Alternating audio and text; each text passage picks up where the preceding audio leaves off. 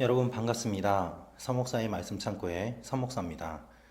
오늘도 함께 말씀을 나누는 여러분들을 사랑하고 축복합니다.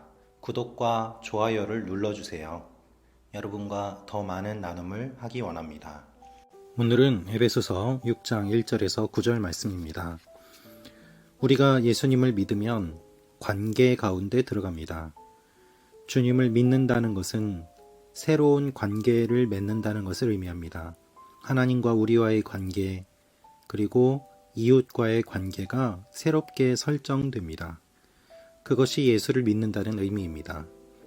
바울은 예수님을 믿는 사람들이 구체적으로 어떻게 살아야 되는지를 설명하고 있습니다. 그 관계는 예수 그리스도를 중심으로 한 관계고, 지금까지 인간적으로 맺어왔던 것들이 새로운 의미로 바뀌게 되는 관계입니다. 오늘 말씀은 그것을 이야기하고 있습니다. 특별히 이 관계가 더욱더 확장되는 것을 보게 됩니다. 에베소서 5장까지는 부부 관계에 대한 이야기를 했습니다. 남편과 아내가 어떻게 서로를 사랑해야 되는지, 그리스도께서 교회를 사랑하시는 것처럼 그렇게 서로 목숨을 걸고 사랑하고 존중해야 된다는 이야기를 했습니다. 에베소서 6장 1절에서 9절 말씀은 이제는 부모와 자녀의 관계, 종과 주인의 관계, 사회적인 관계들에 대한 이야기들을 하고 있습니다.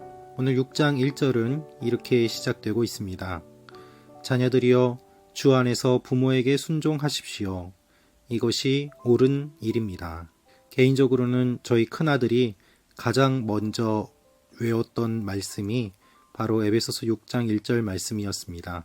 4살 때 교회에서 이 말씀을 배우고 집에 와서 암송을 하는 모습을 보며 동영상을 찍었던 기억이 있습니다. 자녀들아 주 안에서 너희 부모에게 순종하라.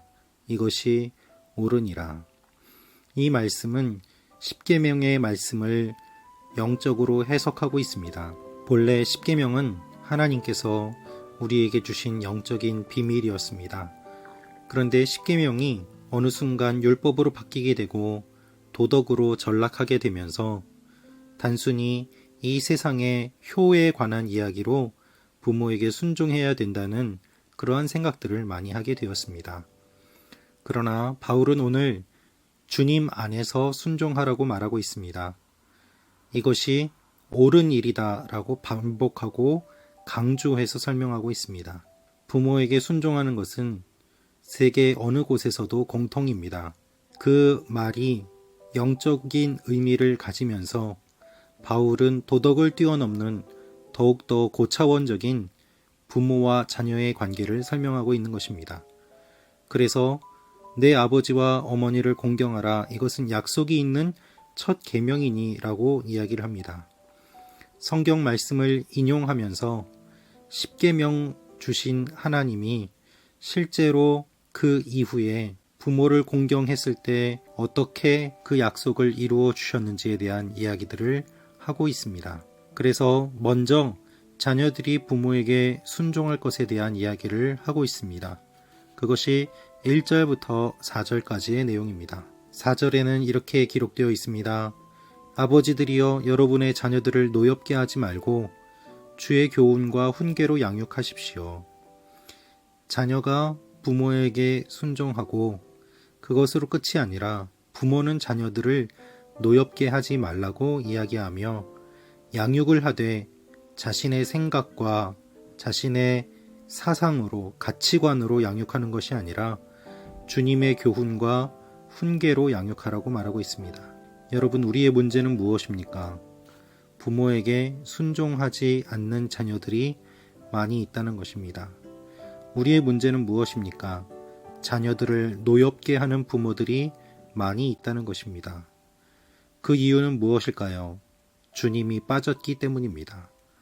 주님이 빠졌기에 순종하지 않고 주님이 빠졌기에 내 생각과 나의 경험과 나의 가치관으로 양육을 하는 것이죠.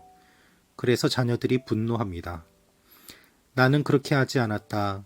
부모들의 그러한 반응으로 세대 간의 갈등이 일어나고 자녀들은 또한 부모들의 경험을 인정하지 않으면서 그것으로 자신들의 유익을 위해 삼는 것이 아니라 그것을 무시하며 부모의 지혜가 아닌, 어른들의 지혜가 아닌 인터넷에 돌아다니는 지식으로 세상을 살아가려고 하는 일들이 많이 일어나고 있는 것이죠.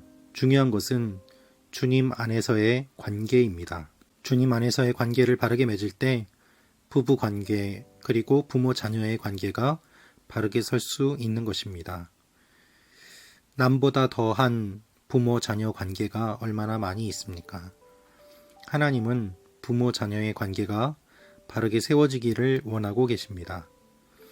또한 더 나아가 사회적인 관계도 말씀하십니다. 종과 주인의 관계입니다. 먼저 종들에게 이야기합니다. 육신의 주인에게 순종하기를 두려움과 떨림과 성실한 마음으로 죽게 하듯 하십시오.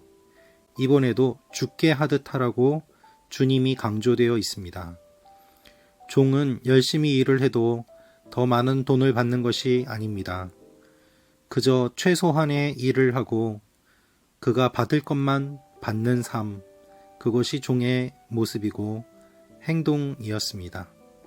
그래서 눈가림만 하는 종들이 많이 있었기 때문에 바울은 예수 그리스도를 믿는 종이라면 그리스도의 종들처럼 마음으로 하라고 합니다. 그래서 성실하게 섬기되 주를 섬기듯 하라. 이 짧은 본문 가운데 5절과 7절에 죽게 하듯 주를 섬기듯 이라며 하나님께 하듯이 할 것을 이야기하고 있습니다. 종들이 형식적인 일을 하는 것이 아니라 하나님 앞에서 바른 삶을 살 것을 이야기하고 있는 것이죠. 그것이 하나님을 믿는 종의 마땅한 모습이라고 이야기를 하고 있는 것입니다. 또한 주인에게도 이야기를 합니다. 주인들이여 여러분도 협박을 그치고 종들에게 그와 같이 행하십시오. 종들이 일을 제대로 하지 않으니 주인은 협박을 하면서 일을 시켰습니다. 여러분, 자원에서 자발적으로 일을 하지 않으니 강제로 시킬 수밖에 없고 당연히 힘이 들고 또한 지치고 서로 피곤해지는 것이 당시의 상황이었습니다. 그래서 바울은 이야기합니다. 하나님을 믿는 종은 하나님을 믿는 사람처럼 하고 하나님을 믿는 주인은 하나님을 믿는 주인처럼 하라는 것입니다. 그래서 모든 사람들이 서로 하나 될 수 없지만 주님으로 말미암아 하나가 되고 서로 인정하고 존중하고 세워줄 때에 아름답게 그 모든 일들이 일어날 것을 바울은 이야기하고 있습니다. 여러분, 우리는 어떻게 살아가고 있습니까? 회사에서 우리의 삶의 현장에서 죽게 하듯 성실하게 하는 것이 얼마나 힘든 일인지 우리는 너무나도 잘 알고 있습니다. 그러나 그렇기 때문에 또한 믿는 사람으로서 최선을 다해 살아가야 되는 것입니다. 하나님께서 우리의 삶을 보고 계시기 때문입니다. 저도 그렇게 사는 것이 너무 힘들다는 것을 잘 알고 있습니다. 그래서 우리가 서로를 격려하고 응원하며 함께 세워가야 될 필요가 있는 것이죠. 우리가 혼자 있으면 세워지기가 매우 어렵습니다. 그래서 주님을 중심으로 하여 서로 인정하고 세워주고 격려하고 응원할 때 하나님께서 원하시는 아름다운 관계가 맺어지게 될 것입니다. 예수 그리스도를 믿는 것은 관계 가운데 들어가는 것입니다. 주님을 중심으로 아름다운 관계들이 계속해서 이어지는 귀한 일들이 여러분과 저에게 일어나기를 원합니다. 이렇게 유튜브로 여러분들과 관계를 맺게 된 것도 감사한 일이고 또한 말씀을 나누게 되는 것도 감사한 일입니다. 여러분들이 만나는 모든 분들에게 주님의 사랑을 전하고 새롭게 관계를 맺어가시는 귀한 일들이 일어나기를 원합니다. 우리 모든 관계 가운데 하나님이 함께 하심으로 말미암아 주님의 몸된 교회를 계속해서 세워갈 수 있는 것입니다. 오늘은 거룩한 주일입니다. 주님 앞에 예배드리는 모든 교회들이 하나님께서 받으시기에 합당한 예배를 드리도록 함께 기도하기를 원합니다. 기도하겠습니다. 아버지 하나님, 우리가 주님을 중심으로 함께 모이는 하나님의 사람들이 되게 하여 주옵소서. 인간적인 관계가 아니라 그것을 뛰어넘는 영적인 관계로 그리스도를 중심으로 하여 서로 사랑하는 하나님의 사람들이 되게 하여 주옵소서. 거룩한 주일 각 교회들이 예배드릴 때마다 하나님의 은혜가 넘치게 하여 주옵소서. 예수님의 이름으로 기도합니다. 아멘.